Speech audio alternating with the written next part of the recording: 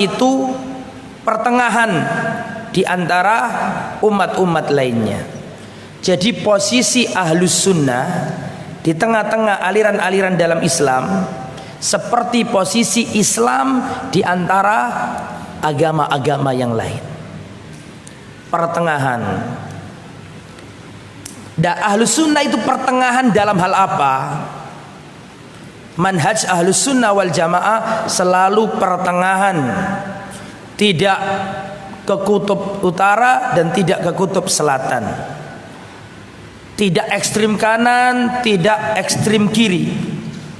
Selalu akidah Ahlus Sunnah wal Jamaah wasatiyah, pertengahan. Dan pertengahannya Ahlus Sunnah itu bisa dilacak dari beberapa segi. Yang pertama, wahum wasatun fi babi sifatillahi ta'ala.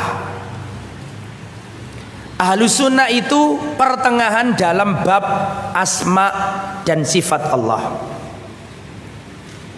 Di antara dua kelompok ekstrim. Ekstrim kiri yaitu yang menghilangkan semua nama dan sifat Allah. Ta'til namanya. Seperti Jahmiyah. Jadi lihat saya, biar gak bingung, saya ulangi ya. Ahlus Sunnah itu pertengahan dalam bab nama dan sifat Allah antara dua kutub yang berseberangan. Kutub yang pertama namanya Ta'til, Ahlut Ta'til, yang meniadakan sifat-sifat Allah. Dan kutub yang berikutnya adalah kutub yang mengatakan bahwa Allah itu punya sifat dan sifatnya sama dengan makhluk. Ini namanya musyabbihah, ahlut tamtsil. Jelas? Jadi ada dua yang berseberangan. Yang pertama meyakini Allah nggak punya sifat mutlak. Yang kedua, kelompok yang mengatakan Allah punya sifat dan sifatnya Allah seperti sifatnya hamba. Yang pertama namanya ahlut ta'til, yang kedua namanya ahlut tashbih wat tamtsil wal musyabbihah. Sudah jelas dua kutub yang berseberangan ini. Ahlus Sunnah ada di tengah. Ahlus Sunnah tidak seperti kelompok ahlut ta'til yang meniadakan sifat Allah. Tolong, ini butuh konsentrasi. Tidak sekedar dengarkan dan harus dicatat. Ahlut Ta'til itu ada tiga yang secara global. Cuma di karangan ini penulis memberi contoh Jahmiyah saja. Betul enggak? Betul apa tidak? Tolong dilihat kitabnya. Yang ditulis oleh pengarang kitab ini apa? Jahmiyah. Karena itu sumbernya. Tapi kalau mau diperinci lagi, Ahlut Ta'til itu macamnya ada tiga. Fokus di dalam kotak biar sampean nggak bingung. Nah, di situ kan banyak penjelasan toh. Fokus yang dalam kotak. Ahlut Ta'til itu macamnya ada tiga. Yang pertama, sebelum saya lanjut, tahu nggak artinya ta'til? Ta'til itu artinya meniadakan sifat Allah. Lah, yang meniadakan sifat Allah itu ada tiga macam. Pertama, sumbernya Jahmiyah. Jahmiyah ini pengikutnya Jahm bin Sofwan. Dulu dia ini adalah muridnya Hasan al-Basri, seorang tabi'in. Mohon maaf, keliru saya. Mohon maaf. Itu kan Wasil bin Atha, beda. Jadi Jahmiyah ini adalah Jahm bin Sofwan. Akidahnya Jahmiyah ini menolak seluruh nama dan sifat Allah secara mutlak. Itu Jahmiyah. Menolak nama dan sifat Allah secara mutlak. Ini Ahlut Ta'til yang pertama, Jahmiyah. Ahlut Ta'til yang kedua adalah Al-Mu'tazilah. Mu'tazilah ini menetapkan nama-nama Allah tetapi nama yang sekedar nama tidak mengandung makna. Dan dia menghilangkan dan menolak seluruh sifat Allah Subhanahu wa ta'ala. Ada yang tahu perbedaannya Jahmiyah sama Mu'tazilah? Angkat tangan. Setelah saya jelaskan tadi, saya ulangi ya, mohon konsentrasi. Jahmiyah itu menolak nama Allah dan sifat Allah mutlak. Kalau Mu'tazilah itu menetapkan Allah punya nama, tapi sekedar nama tanpa makna, dan menolak seluruh sifat. Jelas perbedaannya? Jadi kalau Mu'tazilah itu dikasih tahu Allah itu Sami, Allah itu Basir, dia mengatakan iya aku tahu Allah memang Sami Basir, tetapi Allah itu Sami tanpa sama, Allah itu Basir tanpa basor, Allah memang mendengarkan tapi tanpa pendengaran, Allah itu melihat tapi tanpa penglihatan. Mereka menetapkan nama-nama sekedar nama tanpa makna yang terkandung, dan dia menolak seluruh sifat. Jadi beda nggak sama Jahmiyah? Bedanya tipis, ujung-ujungnya sama. Ahlu ta'til yang nomor 3 Al-Asy'ariyah atau Al-Asy'ariyah. Tetapi ada bedanya. Asy'ariyah ini menolak sebagian sifat tapi masih menetapkan sebagian sifat. Dari yang paling parah Jahmiyah, paling nemen lagi Mu'tazilah, dan campuran yaitu apa? Asy'ariyah. Sudah tahu itu macamnya ahlu ta'til. Lah Mu'tazilah itu pengikutnya Wasil bin Atha. Wasil bin Atha itu muridnya Hasan al-Basri. Terus dia menyingkir dari majelisnya Hasan al-Basri, menyingkir, i'tazalah. Makanya dikatakan Mu'tazilah, yang menyingkir, karena nggak mau ngaji ke Hasan al-Basri, dianggap sesat, padahal dia sing sesat. Adapun Asy'ari ini bedanya dengan Jahmiyah, bedanya dengan Mu'tazilah. Kalau Asy'ari ini menetapkan sebagian, menolak sebagian. Menetapkan sama basor kalam, menetapkan Allah punya pendengaran, menetapkan Allah punya penglihatan, menetapkan Allah punya kehidupan. Tapi menolak sebagian yang lain, seperti menolak tangan, menolak kaki, menolak wajah, menolak turun, menolak istiwa. Jelas sudah? Itu namanya ahlu ta'til. Itu ada di kelompok kanan, yang paling ekstrim kanan, ahlu ta'til. Tapi derajatnya ada 3 tadi. Sampai sini jelas-jelas. Yang seberang bukan ahlu ta'til, namanya ahlu tamtsil atau musyabbihah. Yang baru ngikut, buka kitabnya Ustaz Yazid halaman 151. Sudah ketemu? Yang baru datang. Yang kitab asli halaman 156. Nah, jadi seberangnya sana itu namanya ahlu apa tadi? Ahlu tamtsil atau musyabbihah. Ekstrim kiri, mereka mengatakan Allah punya tangan, mereka mengatakan Allah punya kaki, dan tangannya Allah dan kakinya Allah sama dengan kaki kita. Ini kelompok kiri. Lah ahlu sunnah itu tengah-tengah, tidak kanan yang menolak sifat, dan tidak kiri yang menetapkan sifat dan menyerupakan dengan makhluk. Tapi ahlu sunnah tengah-tengah. Apa itu madhabnya ahlu sunnah? Menetapkan tetapi tidak menyerupakan. Itu madhabnya ahlu sunnah. Itsbat ma asbatallahu li nafsihi wa itsbat ma asbatahu lahu rasuluhu sallallahu alaihi wasallam.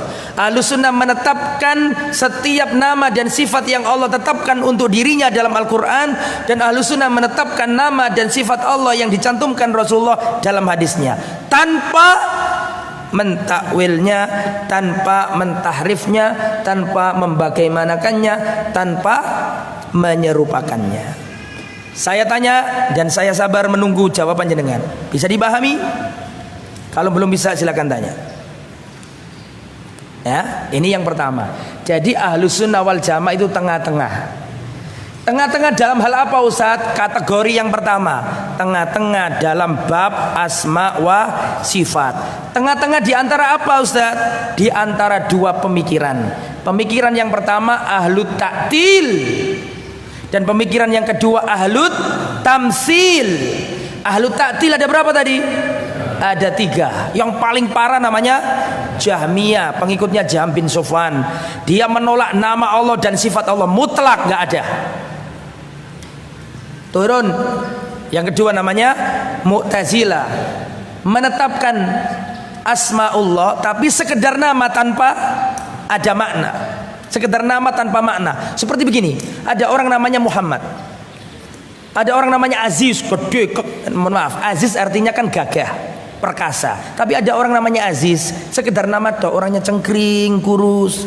Lah kata Mu'tazilah, nama itu tidak menunjukkan makna. Sekedar nama doang. Allah memang Aziz, saya akui, kata mereka, tapi Allah nggak punya izzah.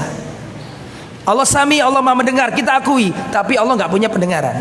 Menetapkan nama sekedar nama tanpa makna, dan dia menolak seluruh sifat. Semoga antum nggak bingung. Yang ketiga adalah Asy'ariyah. Asy'ariyah ini menolak sebagian, menetapkan sebagian. Menetapkan sama basor, kalam, kudrat, iradat, ditetapkan sama dia. Tapi menolak yad, menolak wajah, menolak tangan, menolak istiwa, menolak nuzul. Semua ini terkategorikan ahlu ta'til. Bisa dipahami? Sedangkan di pojok satunya ada ahlu tamsil, menetapkan plus apa? Menyerupakan dan menyamakan sifat Allah dengan sifat makhluk. Lah tengah-tengahnya inilah Ahlus Sunnah. Allah mengatakan Allah punya tangan, kita imani Allah punya tangan. Tetapi ketika kita imani Allah punya tangan, bukan berarti tangannya Allah sama dengan tangannya makhluk seperti yang diyakini oleh kelompok yang berapa tadi? Kedua. Jelas sampai sini? Nah, itu kategori yang pertama. Bahwa Ahlus Sunnah itu pertengahan dalam bab apa tadi? Asma wa sifat. Cuman saya ingin menjelaskan tentang masalah Al-Imam Abul Hasan Al-Asy'ari, yang mana orang-orang kebanyakan menisbatkan dirinya kepada beliau Asy'ariyah, Asy'ariyah. Kelompok taktil yang nomor berapa tadi? 3. Imamnya sendiri namanya Abul Hasan Al-Asy'ari. Imam Abul Hasan Al-Asy'ari ini punya 3 marhalah pemikiran, punya 3 fase pemikiran. Pemikiran yang pertama, beliau dulu itu masa kecilnya diasuh oleh orang tua yang diasuh oleh orang tua yang berpahaman Mu'tazilah. Jadi dia sejak kecil sudah nggak mau menolak, beliau menolak sifat-sifat Allah, nama-nama Allah, seperti Mu'tazilah. Menolak sifat-sifat Allah dan meyakini nama sekedar nama tanpa apa? Makna. Selama dia berpikir, beliau berjalan, akhirnya beliau mengerti bahwa Mu'tazilah ini nggak benar. Beliau ingin menetapkan nama Allah dan sifat-sifat Allah, cuman nggak seutuhnya. Beliau mampir di fase yang kedua. Fase yang kedua ini beliau menetapkan nama Allah seperti sama, basor, kalam, kudrat, iradat dan seterusnya, tapi masih menolak yang lain. Menolak dengan anggapan menolak Allah punya tangan, Allah punya kaki. Karena menurut beliau kalau Allah punya kaki berarti sama dengan makhluk. Padahal dia pada DE menetapkan sama, manusia juga punya apa? Sama. Kenapa dibedakan? Ini marhalah yang kedua. Terus beliau tobat dari marhalah kedua ini ke madhabnya Imam Ahmad. Imam Ahmad pada waktu itu menaranya Ahlus Sunnah, karena di zamannya Imam Ahmad banyak fitnah, sehingga orang itu kalau mau rujuk madhabnya salaf ya madhabnya Imam Ahmad, karena beliau mendapat fitnah. Jadi orang terkenal, oh ini alirannya Imam Ahmad, maksudnya itu aliran salaf. Karena pada waktu itu yang mendapatkan apa? Ujian Imam Ahmad ini. Maka Imam Abdul Hasan Al-Asy'ari mengatakan, saya tobat dari pemikiran menolak sifat Allah, maka saya rujuk ke pemahaman salaf, pemahamannya Imam Ahmad bin Hambal. Kami tetapkan yang Allah tetapkan, kami tetapkan apa yang ditetapkan oleh Rasulullah tanpa menolaknya, tanpa menyerupakannya, tanpa mentakwilnya. Jelas? Sehingga mohon diperhatikan ini garis bawahnya ini. Berarti orang-orang zaman sekarang yang menisbatkan dirinya kepada Asy'ariyah, maksudnya dari 3 marhalah ini marhalah yang nomor berapa? Yang kedua. Padahal pemiliknya sendiri Imam Abdul Hasan sudah pindah yang ke-3, madhabus salaf, madhabnya Imam Ahmad. Insya Allah gak bingung ya? Alhamdulillah. Itu kategori yang pertama, Ahlus Sunnah pertengahan dalam hal asma wa sifat. Sekarang kategori yang kedua, Ahlus Sunnah wal Jamaah itu pertengahan dalam bab takdir dan perbuatan Allah atau perbuatan hamba. Ya, jadi seperti ini. Tinggalkan kitabnya, perhatikan penjelasan ini. Dan nanti butuh ditulis. Masalah iman, masalah perbuatan hamba dan perbuatan Allah itu terjadi di dalam Islam itu ada 3 aliran. Ini yang pertama adalah aliran Jabriyah. Jabriyah ini yang meyakini bahwa manusia itu seperti kapas. Kalau kena angin ke barat ya ke barat, manusia kena angin timur ya ke timur. Jadi Jabriyah ini menganggap manusia itu majbur. Manusia itu majbur, nggak punya daya dan upaya apa kata Allah. Seandainya manusia berzina nggak ada masalah karena memang sudah ditakdirkan Allah. Itu ekstrim kiri. Ekstrim kanan nih, ekstrim kanan Jabriyah ini. Jadi semua ini manusia ini nggak punya daya dan upaya. Manusia nggak punya pilihan. Kalau manusia berzina, yaitu memang sudah ditakdirkan berzina. Majbur, manusia seperti wayang. Itu pikiran Jabriyah. Ekstrim dalam menetapkan takdir sampai menghilangkan bahwa manusia punya pilihan. Bingung? Nggak bingung. Pendapat ekstrim yang kedua, pendapat Qadariyah, ingkar takdir. Jadi segala sesuatu itu nggak ada campur tangan takdirnya Allah, nggak ada. Manusia mau kaya, mau miskin, mau jadi tentara, mau jadi pengusaha, nggak ada takdirnya Allah. Tergantung orangnya sendiri. Mau jadi dokter, mau jadi bangsawan, mau jadi orang melarat, nggak ada aturan Allah. Tergantung wongnya. Terserah. Mau kaya kerja yang sungguhan, malas-malasan ya miskin. Menurut pendapat apa ini? Qadariyah. Berbeda nggak ini? Yang pertama sama yang kedua? Ya, sangat berbeda. Kalau Qadariyah ini ingkar takdir, nggak ada takdir. Berdalil pakai Al-Quran Qadariyah ini. Dalil yang dipakai oleh orang Qadariyah ini adalah firman Allah surat Ar-Ra'd ayat 11. Qadariyah ini ya, yang ingkar takdir tadi loh. Innallaha la yughayyiru ma biqaumin hatta yughayyiru ma bi anfusihim. Sesungguhnya Allah tidak mengubah nasib suatu kaum sampai kaum itu mengubah nasibnya sendiri. Ya berarti kan gak ada takdirnya Allah. Terserah orang ini mau kaya, mau pinter.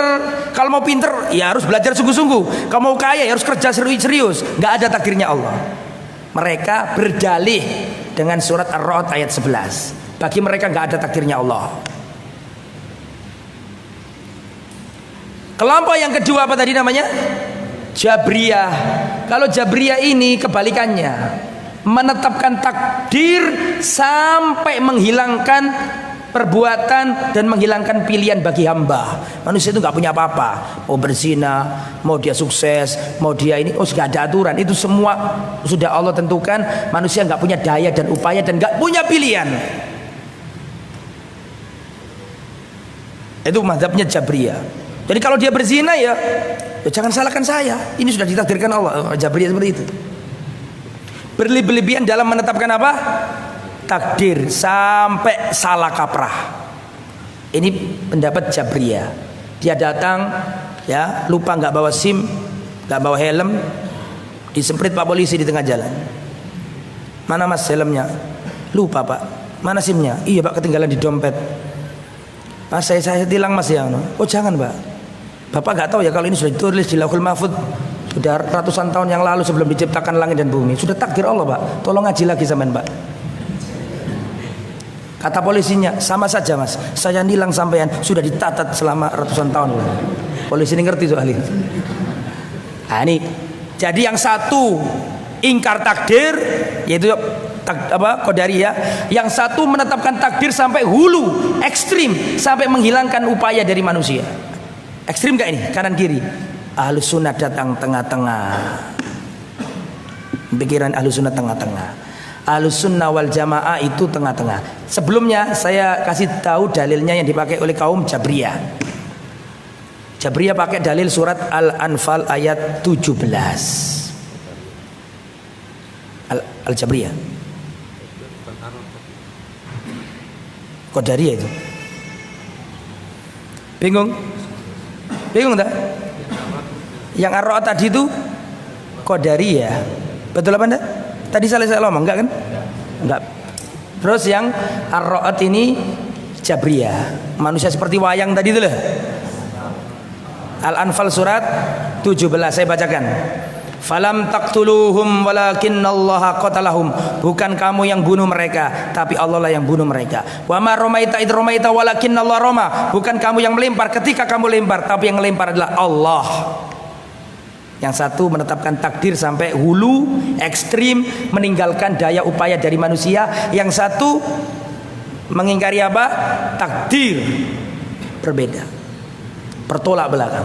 Ahlus sunnah tengah-tengah. Kalau ahlus sunnah itu mengambil semua dalil dan mengkompromikannya.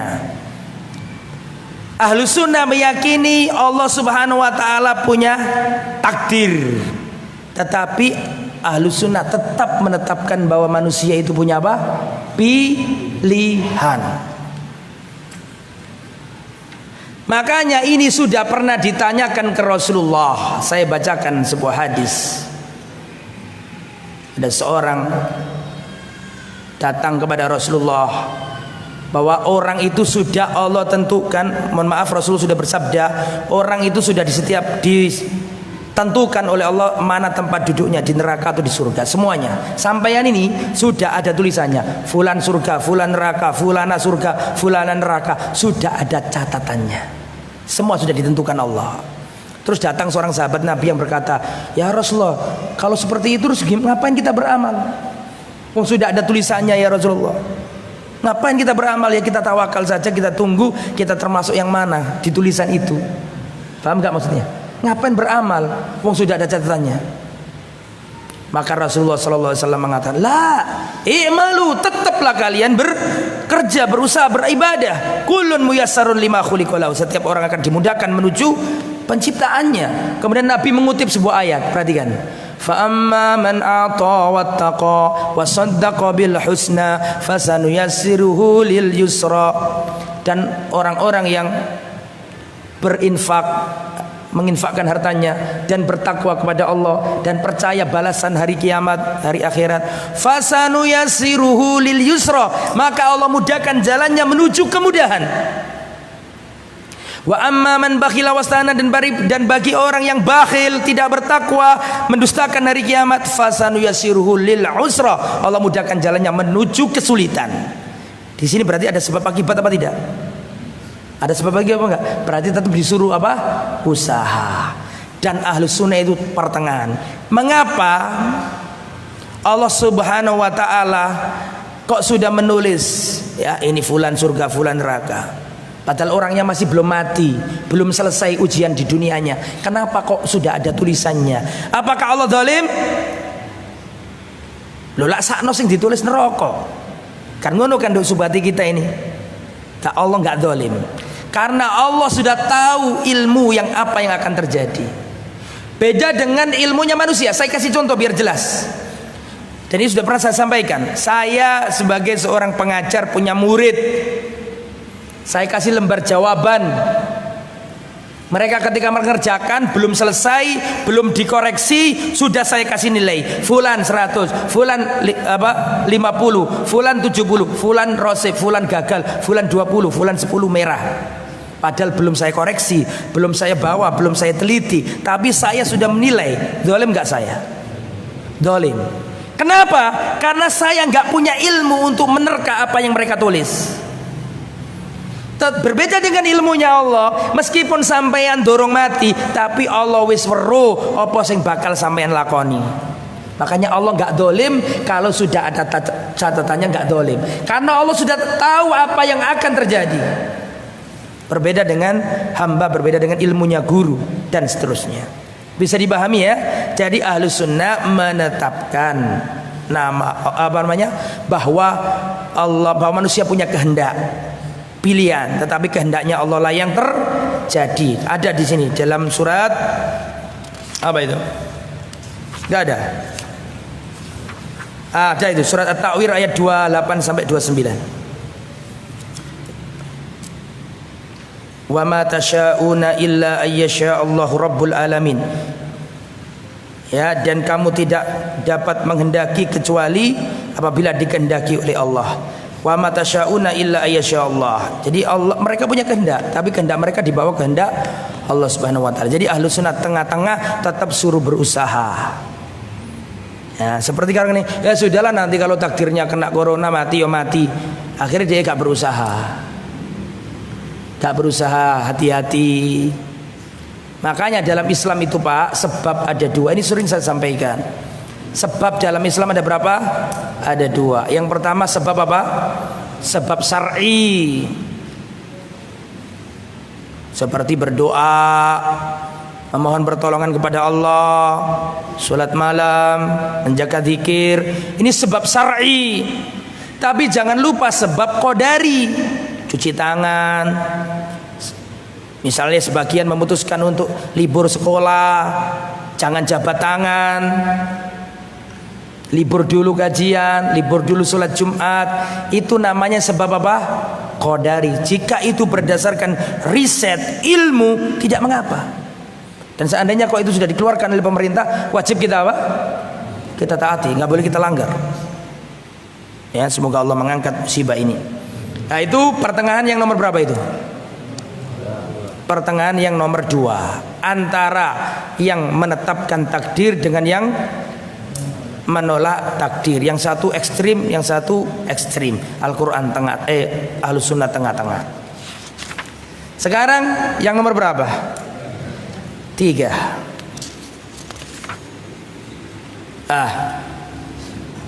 Ahlus Sunnah wal Jamaah pertengahan dalam ancaman Allah, dalam masalah ancaman Allah, antara Murji'ah dan Wa'idiyah dari kalangan Qadariyah. Sebenarnya saya ingin menyimpulkan masalah ini biar antum nggak bingung. Begini, lihat saya simpulkan dengan bahasa yang lebih mudah dipahami. Perhatikan. Dalam masalah pelaku dosa besar, orang pelaku dosa besar itu diancam sama Allah apa enggak? Barang siapa yang membunuh masuk neraka jahanam kekal abadi, kan gitu kan? Bagaimana Ahlus Sunnah menyikapi dalil-dalil seperti ini? Berbeda dengan kesyirikan, wis karuan. Kalau kesyirikan kan nggak usah dibahas. Betul apa enggak? Kekal di neraka.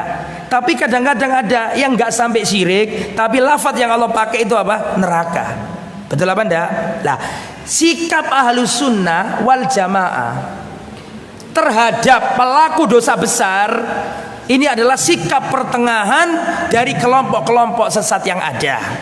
Makanya perhatikan, saya sederhanakan masalah ini, bahwa menanggapi masalah pelaku dosa besar terjadi banyak sekte-sekte dalam Islam.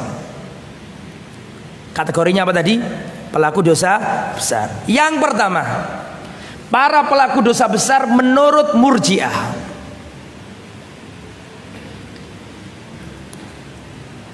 Para pelaku dosa besar menurut Murji'ah,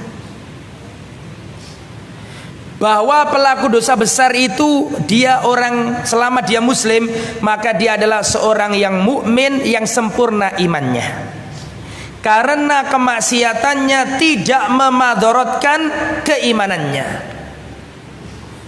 Jadi menurut Murji'ah ini, orang itu yang penting mukmin dalam hatinya. Meskipun dia berzina, meskipun dia itu melakukan minuman keras, dia tetap beriman seperti imannya Abu Bakar dan Umar. Jadi menurut Murji'ah ini, dosa besar tidak ngefek terhadap iman, nggak ngaruh. Dia tetap mukmin dan di surga dapat, di neraka dan di akhirat dapat surga. Ini Murji'ah. Ini kelompok yang sembrono dan gampang-gampang no. Murji'ah ini. Jelas ya? Jadi kalau ada orang melakukan maksiat, judi, membunuh, khamar, nggak apa-apa, tetap mukmin dia. Karena menurut mereka ini maksiat tidak mengganggu apa? Iman. Ini Murji'ah. Yang kedua, seberangnya yaitu Khawarij.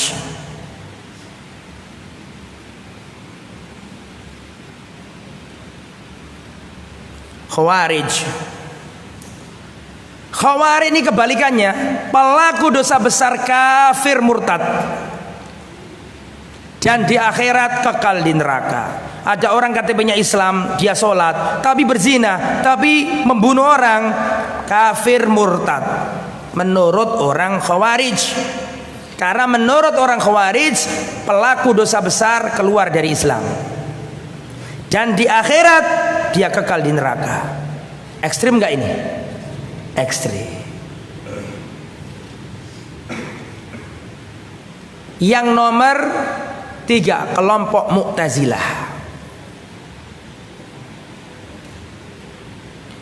Mu'tazilah ini mengatakan bahwa pelaku dosa besar, kalau orangnya muslim, awalnya muslim, terus melakukan dosa besar, menurut Mu'tazilah ini orang yang seperti ini di dunia dihukumi laisa bikafir wa laisa bimumin. Dia bukan orang kafir, dia juga bukan orang mukmin. Kata dia, ini orang kedudukannya di dunia adalah fi manzilatin bainal manzilatain. Ada di antara tempat, di antara dua tempat. Tempat di antara dua tempat, gak jelas. Tapi di akhirat, menurut Mu'tazilah nih, di akhirat orang yang seperti ini kekal di neraka seperti Khawarij. Bingung gak? Tahu bedanya Khawarij sama Mu'tazilah? Kalau Khawarij itu pelaku dosa besar, di dunia dihukumi apa? Kafir murtad, di akhirat kekal di neraka. Kalau pendapatnya Mu'tazilah, orang yang melakukan dosa besar di dunia dihukumi tidak mukmin tapi juga tidak kafir, tapi di akhirat kekal di neraka, sama dengan Khawarij. Ini 3 pendapat ekstrim.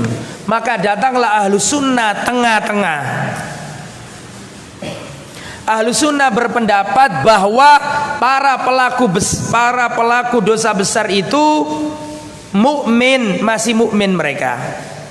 Walakin imanuhu naqis, mukminun naqisul iman. Seorang mukmin tapi yang imannya kurang.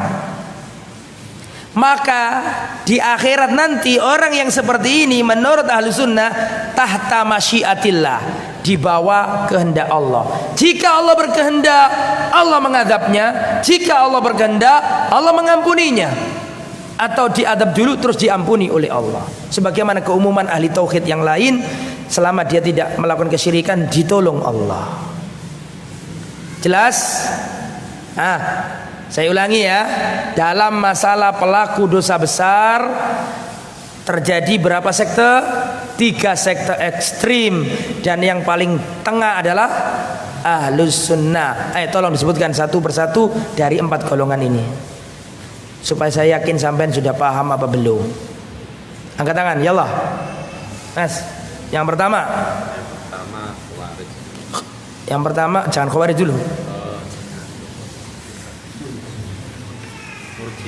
Murji'ah. Apa Murji'ah ini pendapatnya? Dia bahwa dosa tidak mengurangi iman. Dosa tidak mengurangi iman, karena menurut Mu'tazilah amal itu bukan bagian dari iman. Orang itu sing penting iman, meskipun dosanya kayak apa nggak ngefek, tetap masuk surga sama Abu Bakar Umar.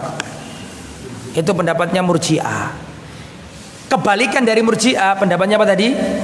Khawarij. Khawarij itu kalau ada orang berzina, murtad, kafir di dunia, di akhirat masuk neraka kekal. Ekstrim. Dan ada kelompok yang nomor 3, pura-pura adil padahal ekstrim juga. Siapa itu? Mu'tazilah. Kata Mu'tazilah, orang yang melakukan dosa besar ini menurut dia bukan kafir, bukan muslim di dunia, tapi di akhirat kekal di neraka seperti pendapatnya siapa? Khawarij. Lah pendapat Ahlus Sunnah pertengahan. Di dunia orang ini enggak murtad. Di dunia orang ini dihukumi mukmin, tapi mukmin yang lemah imannya. Jelas ya?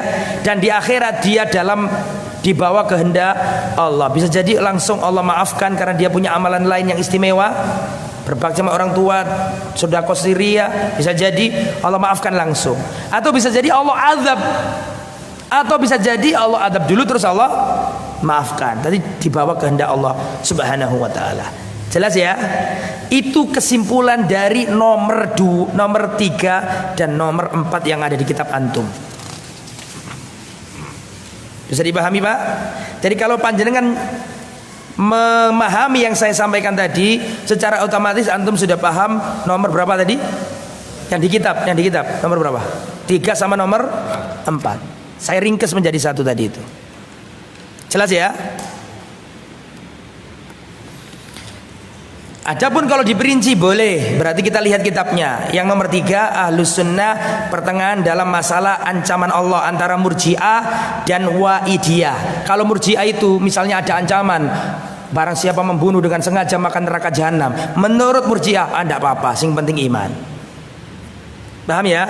Adapun menurut Wa'idiyah, itu maksudnya ya neraka kekal sungguhnya. Meskipun dia syahadat, meskipun dia mentauhidkan Allah, kalau dia membunuh maka sebagaimana Al-Quran dia masuk neraka kekal, ya sama. Paham nggak maksudnya? Lah Al-Quran Ahlus Sunnah apa? Tengah-tengah. Sama dengan yang saya sampaikan tadi. Kemudian yang nomor 4, coba perhatikan. Ahlus Sunnah pertengahan tentang nama-nama iman dalam agama, antara Haruriyah yaitu Khawarij dan antara Mu'tazilah serta Jahmiyah dan Murji'ah. Jadi menurut mereka nama iman itu masih ada di orang ataukah sudah diambil dari orang, tergantung. Kalau menurut lihat, kalau menurut Khawarij dan Mu'tazilah, orang kalau melakukan dosa besar versinya Khawarij enggak beriman, kafir. Betul apa enggak? Kalau versinya Mu'tazilah apa tadi? Tidak mukmin, tidak kafir. Jangan bingung ya, tidak mukmin, tidak kafir. Bisa dipahami ya? Adapun versi Jahmiyah dan Murji'ah, pelaku dosa besar enggak ngefek, tetap mukmin. Makanya tadi kan saya katakan nomor 3 sama nomor 4 saya gabungkan biar antum tidak bingung. Intinya pelaku dosa besar itu madhabnya ada berapa tadi? Ada 4 madhab. Saya simpulkan terakhir ini. Perhatikan. Dalam masalah pelaku dosa besar, apakah mereka dapat ancaman neraka ataukah iman diambil dari mereka? Kan gitu tadi ya. Itu macamnya ada 4 golongan. Pendapat pertama Murji'ah, pelaku dosa besar itu menurut Murji'ah dia tetap mukmin sempurna imannya, iman gak dicabut dari dirinya, dan di akhirat dia masuk surga tertinggi seperti Abu Bakar dan Umar. Kelompok yang paling nyeleneh ini. Terus kelompok ekstrim yang kedua, kelompok apa tadi? Khawarij. Seorang mukmin muslim ngaku Islam kok berdosa besar, menurut Khawarij di dunia dihukumi apa? Kafir, dicabut imannya tadi itu. Betul ya? Dan di akhirat dia kekal di neraka. Itu Khawarij. Beda lagi yang nomor 3 apa tadi? Mu'tazilah. Apa kalau Mu'tazilah ini? Di dunia dia tidak dihukumi mukmin, tidak dihukumi kafir, tapi di akhirat dihukumi apa? Kekal di neraka. La Ahlus Sunnah wal Jamaah bukan Murji'ah yang menyepelekan, dan tidak Khawarij yang ekstrim, dan tidak Mu'tazilah yang gak jelas tadi itu. Maka Ahlus Sunnah pertengahan, di dunia tetap mukmin, tetapi mukmin yang sangat lemah. Makanya Ahlus Sunnah tidak mengkafirkan pelaku dosa besar. Ada orang minuman keras, menurut Ahlus Sunnah ini orang beriman tapi yang lemah imannya, dia nggak kafir. Terus di akhirat bagaimana? Tahta masyiatillah, di bawah kehendak Allah. Bisa jadi Allah maafkan dia, mungkin punya amalan lain yang istimewa. Bisa jadi Allah adab dia, atau bisa jadi Allah adab dulu baru Allah selamatkan dia. Itulah keyakinan Ahlus Sunnah wal Jamaah. Nggak bingung? Jelas ya? Nah, jadi itu. Yang terakhir, yang kelima. Setelah itu silakan tanya jawab. Pertengahan ini, masalah pertengahan. Ahlus Sunnah wal Jamaah pertengahan dalam bab sahabat Nabi. Dan dalam jadi saya ulangi, Ahlus Sunnah pertengahan dalam masalah sahabat Nabi. Menurut keyakinan Rafidhah, semua sahabat Nabi kafir murtad kecuali beberapa orang saja. Seperti Ali bin Abi Thalib, Hasan, Husain, Mikdad, Ammar bin Yasir, Abu Dzar Al-Ghifari. Tapi selain itu mayoritas murtad kafir menurut keyakinan apa? Syiah. Dan itu ekstrim kanan, mencintai ahli bait, membenci seluruh sahabat. Ada lagi ekstrim satunya, Khawarij, memerangi ahli bait Nabi. Nawasib, memerangi ahli bait Nabi. Jadi Syiah memerangi sahabat Nabi, Khawarij memerangi ahli baitnya Nabi. Datang Ahlus Sunnah wal Jamaah tengah-tengah. Ahlus Sunnah mencintai sahabat Nabi, Ahlus Sunnah juga mencintai ahli baitnya Nabi. Tetapi kecintaan Ahlus Sunnah kepada ahli bait Nabi tidak kecintaan yang mengkultuskannya. Jelas ya? Ahlus Sunnah tengah-tengah dalam hal apapun. Ya, Ahlus Sunnah mencintai sahabat Nabi, apalagi kalau sahabat plus ahli bait seperti Ali bin Abi Thalib, semakin tinggi haknya. Dia mencintai sahabat dan mencintai siapa? Ahli bait. Orang Nawasib benci sama Hasan, Husain dan keturunannya, sekte Khawarij. Dan ahli Syiah benci Muawiyah, Abu Bakar, Umar dan seterusnya. Dua kelompok tukaran berantem. Ahlus Sunnah la. Sahabat Nabi adalah orang pilihan, ahli bait Nabi adalah orang pilihan. Kita mencintai mereka tanpa mengkultuskannya, tengah-tengah. Nah itu ya, ada berapa berarti? Ini masih banyak. Ini kan masalah-masalah lampau, karena pengarang kitab ini Syekhul Islam. Ini beliau nulis pertengahan dalam masa itu. Kalau masa sekarang juga ada ditulis masalah pertengahan Ahlus Sunnah, seperti masalah takfir. Ahlus Sunnah tengah-tengah antara Khawarij yang dikit-dikit ngapirkan orang. Tapi Ahlus Sunnah juga tidak seperti Murji'ah yang nggak apa-apa, sedekah bumi nggak apa-apa, kemudian apa jadinya sedekah laut nggak apa-apa, kabeh nggak apa-apa. Ahlus Sunnah tengah-tengah. Ya, Ahlus Sunnah tengah-tengah. Ahlus Sunnah tidak mengkafirkan kecuali jika sudah terpenuhi apa? Syaratnya dan telah hilang apa? Penghalang-penghalangnya, mawani. Jadi ini ya kesimpulannya. Saya ingin murojaah. Saya sebutkan, saya tunjuk satu orang, suruh ngomong nggak bisa saya jewer. Ya. Yang pertama, Ahlus Sunnah wal Jamaah ini murojaah ini dan penting. Kata para ulama, innamal ilmu al murojaah. Sesungguhnya ilmu itu murojaah. Ya, hati-hati yang saya lihat begini, saya tunjuk. Langsung diluk kabeh. Saya ulangi, Ahlus Sunnah wal Jamaah itu pertengahan. Mana dalilnya? Ya, disebutkan di kitabnya jenengan itu ada. Bahwa kita itu pertengahan, umat pertengahan. Coba antum lihat dalam surat Al-Baqarah 143 di kitab sampai halaman 150. Sudah ketemu? Wa kadzalika ja'alnakum ummatan wasata. Demikianlah pula kami jadikan kamu umat Islam umat wasato. Apa wasato itu? Pertengahan. Untuk apa? Litakunu syuhada'a 'alan nas, untuk menjadi saksi perbuatan manusia. Tengah-tengah Ahlus Sunnah ini. Nah, yang pertama tengah-tengah dalam masalah asma wa sifat. Tolong jelaskan. Angkat tangan saja, nanti saya tunjuk malah sampean gak enak kabeh karo aku. Nah, siapa yang bisa jelaskan? Ahlus Sunnah itu pertengahan dalam bab asma wa sifat. Antara apa dan apa dulu? Ya, monggo. Ya, monggo. Bukan. Ahlus Sunnah itu pertengahan pertengahan antara kaum apa dan kaum apa. Kita nggak bisa mengatakan pertengahan kecuali harus menyebutkan dua kutub yang berseberangan. Pertengahan dalam asma wa sifat, pertengahan dari sikap apa, dari kelompok mana saja.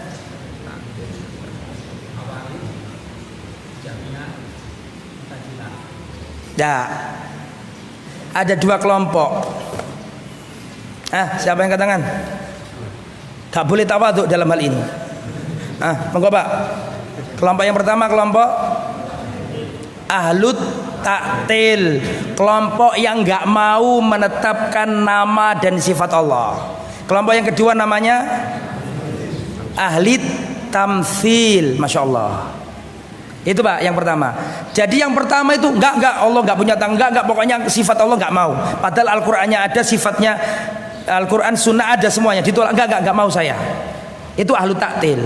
Yang kedua, oh iya bener. Allah punya tangan, Allah punya kaki. Yang nomor dua ini, Allah punya tangan, Allah punya kaki, dan tangannya Allah dan tangannya Allah dan kakinya Allah sama dengan tangannya makhluk. Ini kelompok apa yang nomor dua ini? Tamtsil. Ahlu sunnah tengah. Apa ahlu sunnah itu? Menetapkan tanpa menyerupakan. Jadi dua-duanya dipakai. Sampean kalau nolak Allah punya tangan, masalahnya Allah ngomong sendiri. Kan gitu kan? Makanya Ahlus Sunnah nggak mau menolak, tetap diyakini. Cuma ketika diyakini bukan berarti disamakan. Menetapkan tanpa membagaimanakan, tanpa menyerupakan. Itu tengah-tengah. Dan tadi saya katakan ahlu ta'til ada berapa? Ada 3. Sebutkan. Supaya sampean tahu kayak gini. Harus pelan-pelan, tak ulang-ulangi, khawatir ngono sing kelewat nulis gitu loh. Ahlu ta'til ada berapa? 3. Yang keras Mas. Yang pertama apa? Jahmiyah. Bagaimana pendapatnya Jahmiyah dalam masalah ini? Dia menolak nama dan sifat Allah secara mutlak. Dia ini namanya pengikutnya Jaham bin Sofwan. Jelas ya? Menolak total. Ahlu ta'til yang kedua namanya ya Pak, monggo. Al-Mu'tazilah. Apa pendapatnya Mu'tazilah Pak? Dia menetapkan nama Allah tapi sekedar nama tanpa makna dan menolak seluruh sifat. Jadi bedanya tipis sama siapa tadi? Jahmiyah. Lah, Mu'tazilah ini muridnya Wasil bin Atha. Bukan muridnya, pengikutnya Wasil bin Atha. Wasil bin Atha sendiri dulu muridnya seorang ulama salaf, Hasan al-Basri. Dia menyingkir, gak mau ngaji, akhirnya jadi aliran sesat. Padahal dulu muridnya tabi'in. Seandainya dia lurus, dia jadi tabi'ut tabi'in. Tapi karena gak lurus, jadi ahli bidah. Jelas ya? Yang ketiga Mas, monggo. Asy'ariyah atau Asy'ariyah sama aja. Pendapatnya apa ini? Menolak sebagian, menetapkan sebagian. Ini diambil dari tokoh ulama namanya Abul Hasan al-Asy'ari. Tapi sebenarnya Abul Hasan al-Asy'ari itu memiliki 3 fase. Jelas? Siapa yang mengatakan 3 fase? Paling sampean tok Ustaz Wahabi iki ketorong ngomong. Kita katakan yang mengatakan Abul Hasan al-Asy'ari punya 3 aliran, 3 fase, bukan orang sekarang. Yang ngomong Imam Dhahabi. Imam Dhahabi bermadzhab Syafi'i mengatakan itu. Dan kalau dilacak sekarang ada dalam kitab Al-Ibana, kitabnya Imam siapa? Abul Hasan al-Asy'ari. Ya, beliau pertama seperti Mu'tazilah. Terus beliau ingin menetapkan nama Allah, sifat Allah, tapi masih ada yang ditolak karena khawatir menyerupakan. Paham ya? Jadi enggak 100%, masih tengah-tengah. Terus marhala atau fase yang ketiga, beliau benar-benar menetapkan seluruh yang ditetapkan Allah tapi tanpa menyerupakan. Inilah mazhabnya salaf, mazhabnya Imam Ahmad pada waktu itu. Lah kebetulan yang diyakini oleh orang-orang sekarang yang menamakan dirinya Asy'ariyah, Asy'ariyah itu fase yang keberapa? Kedua. Ini ditulis oleh Imam siapa tadi? Az-Zahabi. Orang dulu bukan orang sekarang. Jelas gak? Itu kategori pertengahan yang pertama dalam asma wa sifat. Sekarang kategori yang kedua, ahlus sunnah pertengahan dalam masalah takdir atau dalam masalah perbuatan hamba. Betul apa enggak? Ada berapa aliran ini? Yang lain. Mas sudah bisa jawab, Bapak bisa jawab. Yang lain, fadol Mas yang ujung. Ahlus sunnah. Jadi ada dua yang ekstrim. Yang pertama Qadariyah. Qadariyah ini menolak takdir. Betul ya? Apa kata dia? Mau kaya mau miskin gak urusan sama Allah, terserah dia. Gak ada takdir. Mereka berdalih dengan surat Ar-Ra'd ayat 11. Jelas sampai sini? Kelompok yang berseberangan namanya kelompok Jabriyah. Jabriyah ini hulu dalam menetapkan takdir sampai orang itu menghilangkan pilihan bagi manusia. Paham ya? Maka Jabriyah dalilnya pakai surat apa tadi?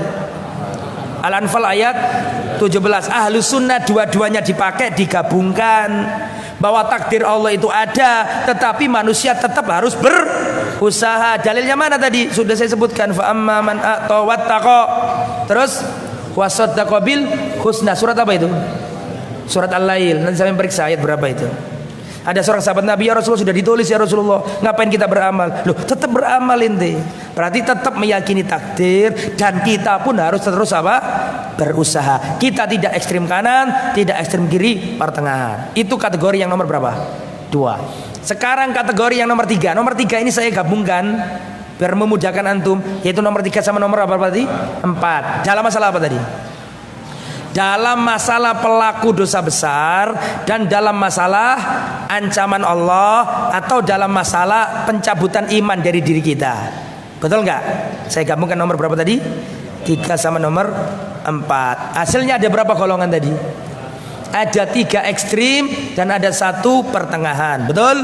Yang pertama madhabnya Murji'ah. Murji'ah ini paling duablek, paling ngawur. Ya, paling kiri, ekstrim kiri. Murji'ah mengatakan pelaku dosa besar kayak apapun selama orangnya iman tidak masalah. Karena menurut Murji'ah amal bukan bagian dari iman. Menurut Murji'ah orang itu amalnya jelek kayak apapun nggak ngefek sama iman. Jelas ya? Sehingga pelaku maksiat pun tetap orangnya imannya sempurna dan masuk surga seperti Abu Bakar dan Umar. Seperti sing penting wong ngucap syahadat. Jelas ya? Itu Murji'ah. Ekstrim kanannya apa? Khawarij, pelaku dosa besar apa? Di dunia dihukumi murtad kafir, di akhirat dihukumi kekal. Yang nomor 3, kayaknya pertengahan padahal nggak pertengahan. Apa ini? Mu'tazilah. Pelaku dosa besar menurut Mu'tazilah di dunia apa dia? Tidak kafir, tidak mumin, tapi di akhirat kekal. Lah, yang benar-benar pertengahan adalah aliran Ahlus Sunnah yang mengatakan pelaku dosa besar menurut Ahlus Sunnah dia mukmin tetapi naqisul iman, imannya sangat rendah, dan dia di akhirat dibawa kehendak Allah. Jika Allah berkehendak Allah mengampuninya, jika Allah berkehendak Allah mengadabnya, atau jika Allah berkehendak mengadabnya dulu terus Allah menolongnya, seperti ahli maksiat yang lain selama dia mentauhidkan Allah. Itu kategori yang nomor 4, 3 dan 4. Sekarang kategori yang nomor 5. Apa? Dalam masalah sahabat dan ahli bait. 2 aliran yang perang, Khawarij dengan Syiah Rafidhah. Syiah Rafidhah mengkafirkan para sahabat dan mengkultuskan ahli bait. Lah kebalikannya Nasibi atau Khawarij ini melecehkan ahli baitnya Nabi, gitu loh. Nah, pendapat yang benar tengah-tengah. Ahlus Sunnah mencintai Abu Bakar dan Umar, juga mencintai Ali bin Abi Thalib. Kan begitu.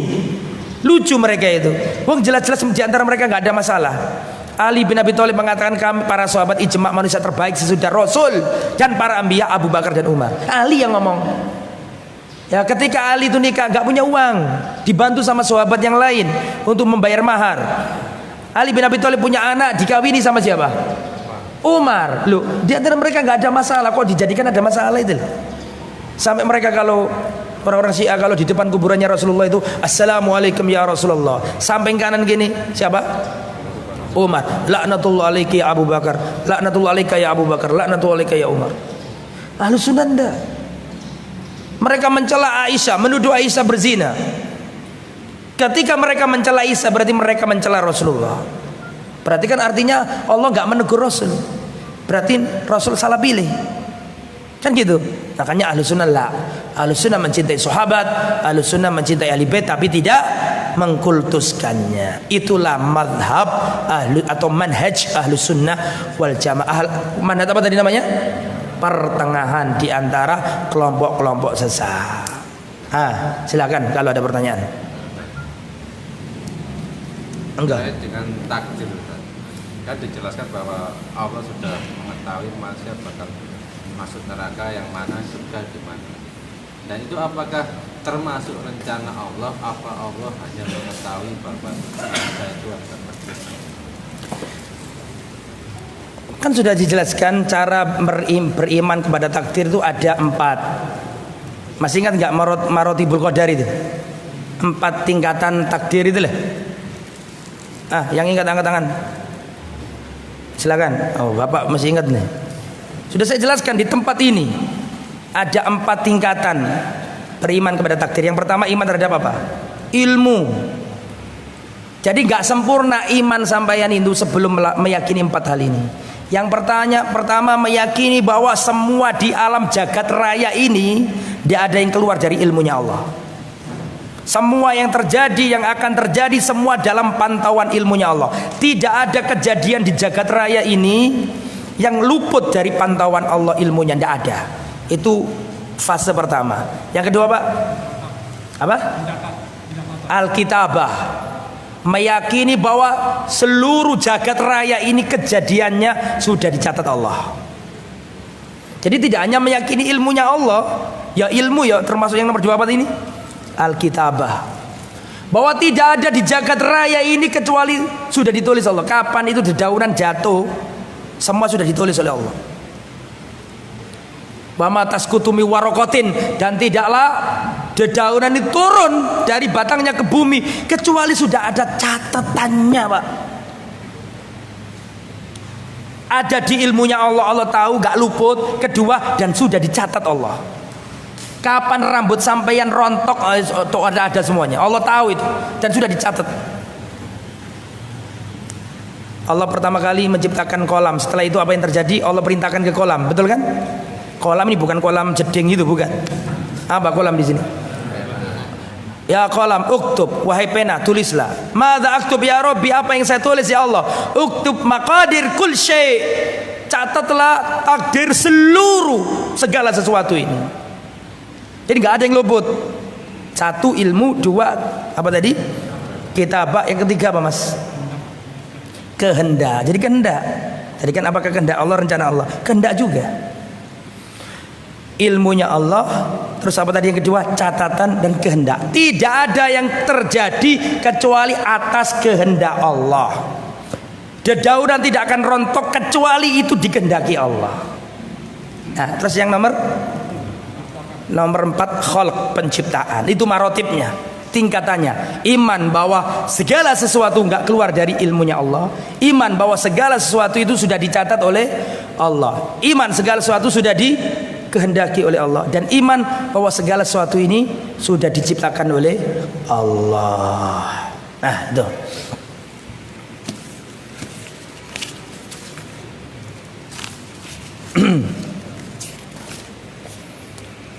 Bismillahirrahmanirrahim. Assalamualaikum Waalaikumsalam warahmatullahi wabarakatuh. Bagaimana hukum bermakmum pada imam yang masih melakukan ziarah?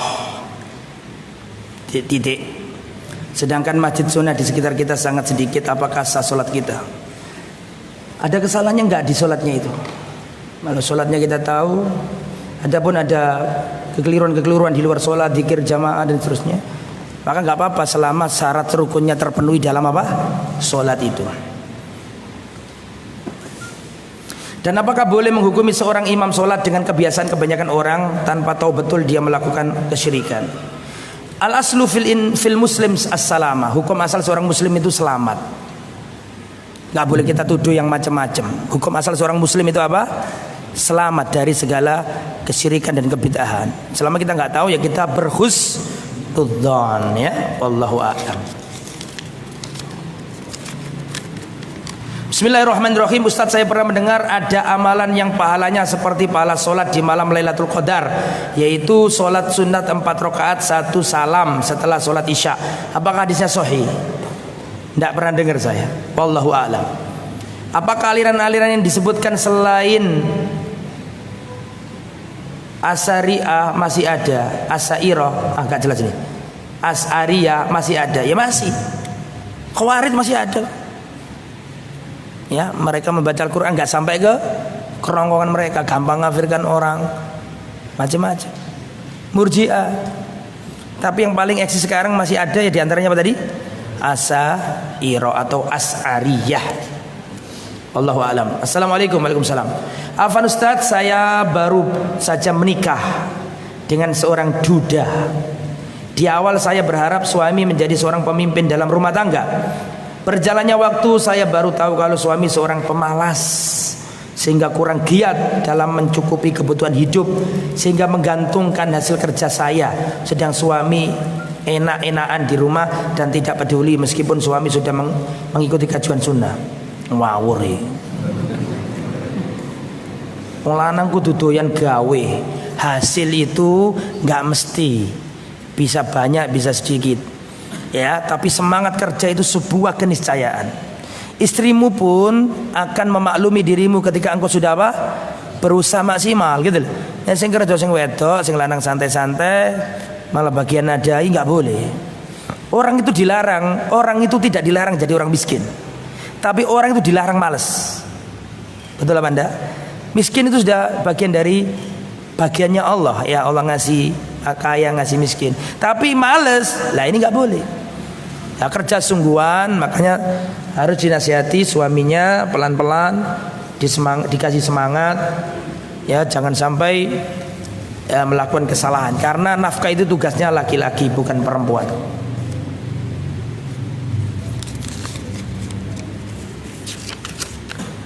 Bismillahirrahmanirrahim. Ustadz, saya mau tanya, kebetulan saya baru saja diterima kerja di pabrik besi. Setelah saya pelajari ternyata besi yang dipasarkan perusahaan saya itu tidak sesuai dengan ukurannya. Contoh ukuran 10 mm, aslinya 9,5. Apakah saya ikut berdosa? Terima kasih. Wallahu a'lam. Coba tanya Ustadz lain. Sampai kerja kan, capek ya kan?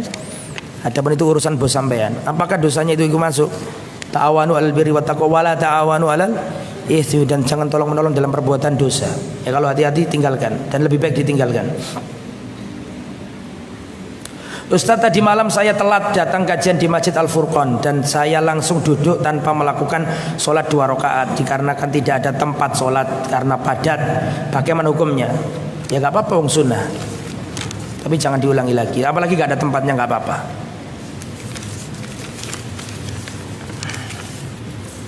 Assalamualaikum warahmatullahi wabarakatuh. Waalaikumsalam warahmatullahi wabarakatuh. Tolong jelaskan khutbah Jumat 2 versi. Yang benar yang mana? Muadzin serahkan tongkat ke khotib atau tanpa pakai tongkat? Versi NU dan Muhammadiyah. Masalah khilafiyah Mas, harus berlapang dada masalah kayak gitu-gitu itu. Sampai sekarang pun bagian asatid masih pakai apa? Tongkat. Enggak ada masalah, itu masalah khilafiyah. Sampai di sini saya izin ke kamar kecil, kecuali kalau antum sabar nunggu saya kembali lagi nggak apa-apa. Tapi kelihatannya sampai di sini aja dulu ya. Silakan kalau ada pertanyaan disambung lain kali. Intinya saya izin ke kamar kecil. Mohon maaf. Ditutup apa saya kembali lagi nanti? Tutup ya? Oh ya, ditutup kelihatannya. Terima kasih banyak, semoga bermanfaat. Subhanakallahumma bihamdika asyhadu an la ilaha illa anta astaghfiruka wa atubu ilaik. Assalamualaikum warahmatullahi wabarakatuh.